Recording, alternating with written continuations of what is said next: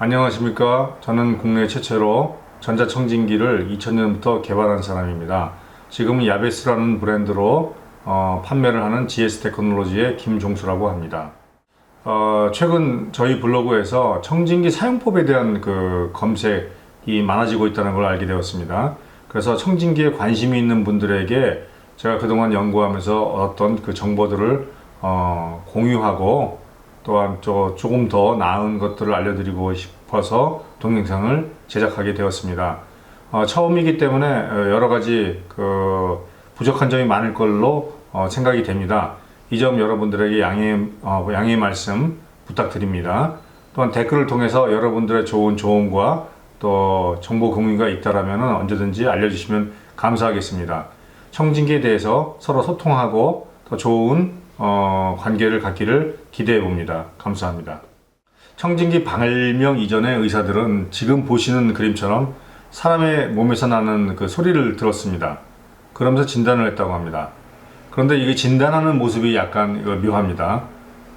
이때 프랑스 의사 라이넥은 환자들의 이런 불편함을 극복하면서 동시에 몸에서 나는 소리를 좀 더 자세히 듣기 위해서 청진기를 발명하게 되었습니다. 사진은 1816년도에 라이넥이 발명한 청진기입니다. 청진기를 뜻하는 스테소스코프는 그리스 말로 가슴을 뜻하는 스테소와 본다라는 뜻을 가진 스코프의 합성어입니다. 라이넥은 심장병을 앓고 있는 젊은 여성을 진단하는 과정에서 고안했기 때문에 이런 이름을 붙인 것이라고 생각합니다. 라이넥이 만든 청진기는 원통형의 나무였는데 사진의 나무 청진기는 실제 영국의 박물관에 보관되어 있다고 합니다. 원통형 나무 청진기는 점차 단계별로 구분해서 나름대로는 세밀하게 청진할 수 있도록 개발했고, 이후 원통형 나무 청진기는 다양한 모습으로 발전되었습니다. 라이넥이 청진기를 발명한 이후 진단하는 방법이 보시는 것처럼 바뀌게 되었는데, 이는 현재 1차 진료 시에 청진을 하는 방법과 크게 다르지가 않습니다. 라이넥 청진기 이후 약 35년 만에 뉴욕의 의사였던 조지 코맨에 의해 두 귀로 들을 수 있는 양이형 청진기가 개발되었습니다.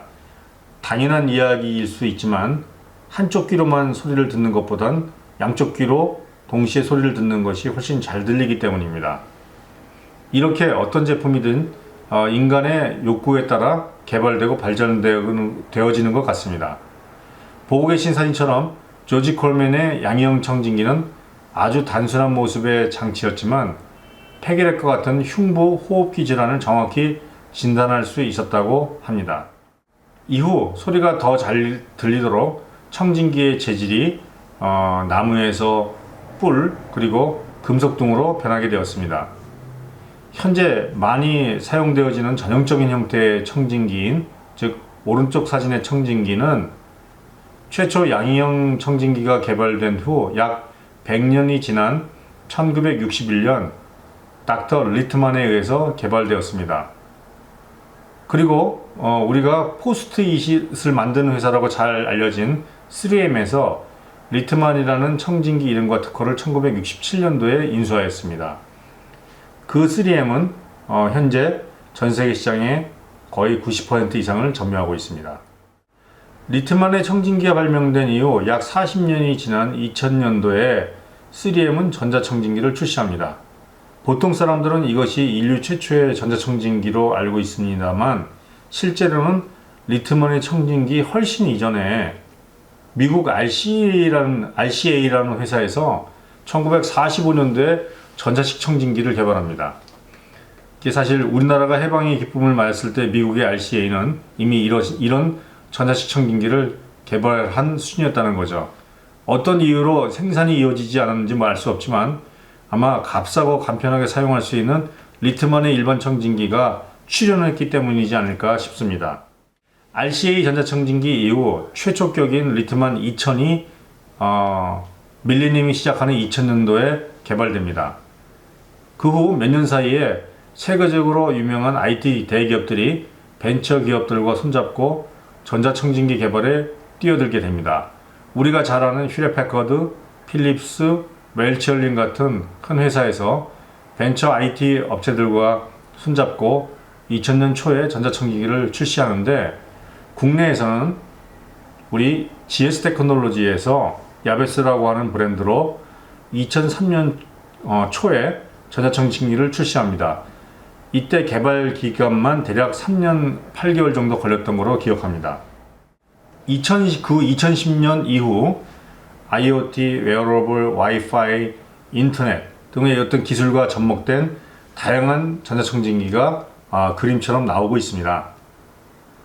하지만 정말 이러한 전자청진기들이 환자의 몸에서 나는 소리를 잘 들려주는 청진기 본연의 기능을 제대로 해주고 있는지는 솔직히 개인적으로 의문입니다. 사실 거의 모든 해외 제품들을 사서 소리를 들어보고 테스트를 해봤지만, 정확하게 사람의 몸에서 들어야 할 소리를 제대로 들려주는 청진기는 한두 개밖에 찾을 수 없었고, 다른 제품들은 일반 청진기보다 못한 수준의 사운드 퀄리티였습니다. 청진기 역사에 대한 영상은 여기서 마치도록 하겠습니다. 다음 동영상에서는 청진기 사용법에 대해서 공유하도록 하겠습니다. 감사합니다.